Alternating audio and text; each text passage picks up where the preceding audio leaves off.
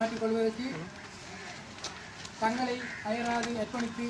உதவி செய்து கொண்டு மாநகரில் இருந்து இந்திய வருகை தந்திருக்கின்ற ஜனாதிபதியின் இணைப்பாளர் அவர்களை ஏதோ ஒரு உறுப்பினராக ஒரு பதவி இருக்கக்கூடிய மாதிரி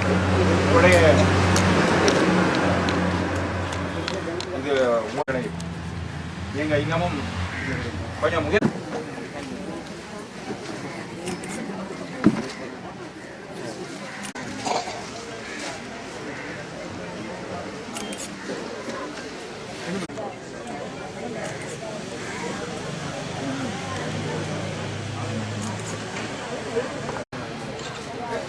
காடையும் பிடிச்சிங்க காடை